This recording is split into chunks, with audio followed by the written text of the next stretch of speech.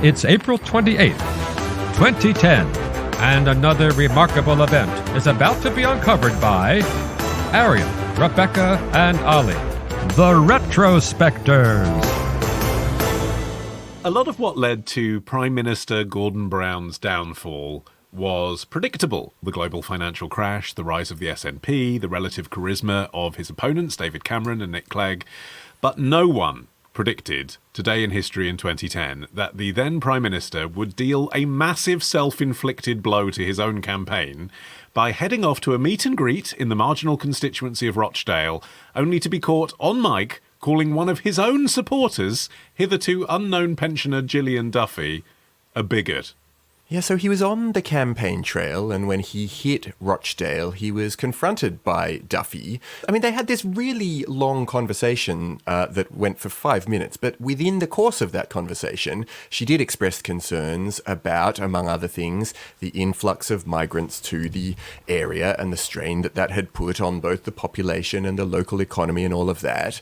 But once he got into the car and forgot that his microphone that had been put on him by Sky News was still recording, it picked up the now immortal quote, "That was a disaster, should never have put me with that woman. She was just the sort of bigoted woman who said she used to be Labour."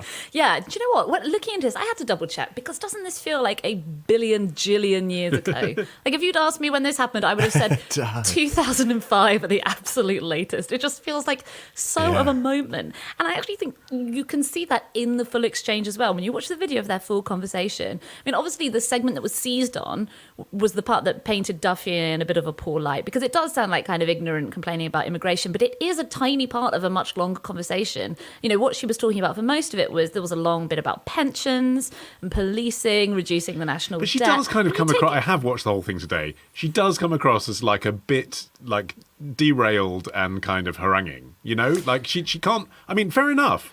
Like, she's presented with the Prime Minister and she's on live TV. And she didn't know when she went there she was going to meet the Prime Minister. She went there just to see him campaigning because she was a Labour supporter.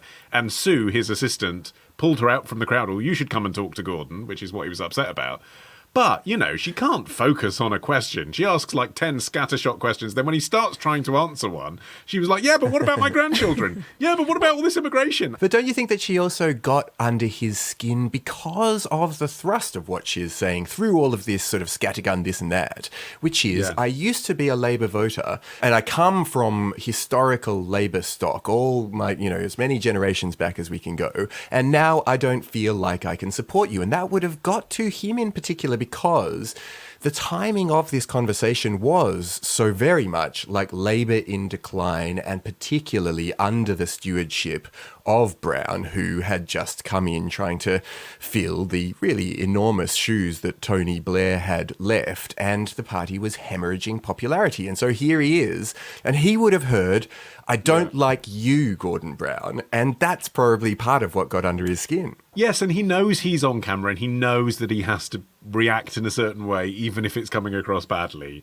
And he knows that it's all in the context of the sort of Shakespearean tragedy of his own succession. Then he gets in the car and he finally blows off steam. And even that, viewed through this lens of perspective, doesn't feel that fiery, does it? He's just pissed off and he's just saying, "Oh, God, that was a disaster.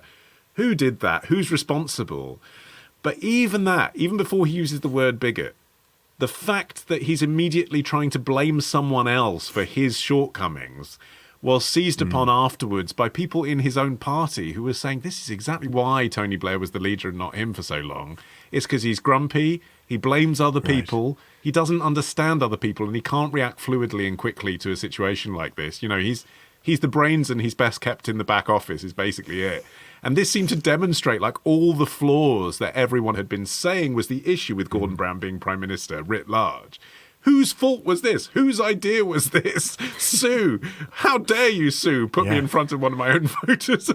Yeah, I think that's part of the ultimate impact it had on a lot of voters as well. Because obviously the main thing is, for a lot of people, the bigoted comment in particular confirmed what they already suspected and what they're being told by the likes of Nigel Farage. You know, UKIP was really at its peak at this point too, is that the party that was supposed to represent the working people was actually in the hands of this removed liberal metropolitan elite who saw them as being unenlightened and ignorant. ignorant, but also the fact, not just that he refers to her as being a bigoted woman, but the fact that he says, who did that, who's responsible? It kind of came off as, who is responsible for, me have to interact with a person like that? With a Labour voter.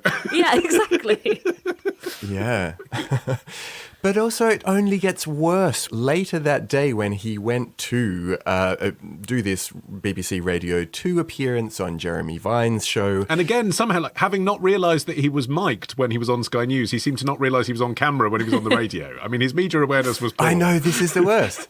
And so he has the interaction played back to him, and his reaction to having this thing in his ears is to sort of slump with his hands over his eyes, and then his comment is, "I apologise profusely to the lady concerned." But, the damage is already done in two ways. One, that he did it. Two, that it's going out there, actually, let's say three ways. And also that his apology then looks so like a fallen person who, look, the polls said that the Conservatives were already ahead by this stage. Like, Conservatives were on 35%, Labour was on 28%. So this wasn't the thing that caused him to lose the election necessarily. It just reinforced the trajectory of the decline. But I think it was the moment that the momentum had just gone, right? He couldn't pretend that he wasn't going to lose the election. Because that's what happened in this election. The Conservatives didn't win this election. We got a hung parliament. We got a coalition government between the Conservatives and the Lib Dems. What happened is Labour lost this election. But then, he did actually try to,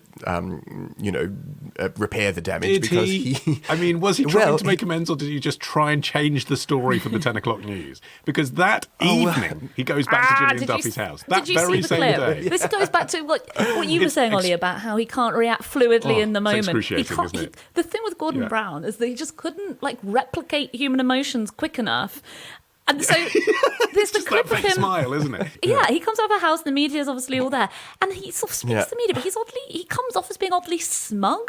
Like, he's got this weird little smirk on his face when he says that he describes himself as feeling like, quote, a penitent sinner. And I feel like now politicians get a lot more training in, long face. He's smiling, being like, I'm on campaign and this is an election, but it just comes off as his sort of tongue-in-cheek. I mean, we know about the aftermath for Gordon Brown, obviously, but in terms of what happened to Gillian Duffy, and I think maybe because we're so used to social media pile-ons now, that it makes this hard to believe, but a year later, the Manchester Evening News caught up with her as a sort of 1 year on type thing. And, she said she didn't find it funny at the time, but then she says, "It's been a year to remember for me, and I've enjoyed every minute of it. All the people who've come to see me have been very nice, so I can't really complain about the press. I've always been interested in politics. I've enjoyed getting to meet all those politicians." She said she received loads of letters of support. It seems like it was great for her, to be honest. She got a letter from Wales, which was addressed simply to Mrs. Duffy, who spoke to Gordon Brown, Rochdale. But also the fact that these amusing viral videos around it exist was another thing that gave it momentum beyond what had happened in previous elections. There have been moments, hadn't there, where Mrs. Thatcher had been asked awkward questions by members of the public. But it's the fact that this was 2010, so it's kind of truly viral videos, in the sense that things weren't happening that were purely online and getting traction. They needed to be on the telly first before they were broken up and remixed and viralised. But then they could be. If enough millions of people had seen it on the news at 10, then you could endlessly keep portraying this video again and again. And, Bigotgate was being mentioned all the way to polling day by the Conservatives, obviously, who were delighted. It was an absolute perfect story for them, wasn't it? Because it was like Labour's scared to talk about immigration. Labour thinks you're a bigot. Although, there was no shortage of bite-sized, clip-worthy gaffes that Brown was putting himself through. There was the famous one where he forgot he was Prime Minister, where in the House of Commons in 2009, the Prime Minister was called on to make a statement, and Brown started to walk out of the house because he'd just sort of evidently forgotten that was him now. Or the one where he said that the Arctic Monkeys were his favourite band, but he couldn't name any of their songs because he was someone who wasn't able to laugh those things off. That's the thing. He was obviously genuinely acutely embarrassed by this, and actually was a savvy enough politician to realise that it was a complete disaster for him from the moment he got in the car and said that was a disaster. And actually was someone who never would have called someone like that a bigot to their face. He would see himself as having a very gentlemanly way of dealing with the public. All the bruising, bullying stuff was for his colleagues, clearly behind closed doors, wasn't it? So he was genuinely mortified, I think, that this had happened in a way that since, Think about Trump's grab 'em by the pussy one. You know, now, if a politician's caught on hot mic sort of revealing their true nature, they sort of shrug it off and that's okay. You know, whereas it was just like people had nailed what he was actually like, and that was mortifying. He should have come out with locker room talk. That's, that's what you say to the boys. And so another week of retrospecting ends. But next week begins a day early at Club Retrospectors. Join us now to get an exclusive episode every Sunday. Patreon.com/retrospectors. Part of the Acast Creator Network.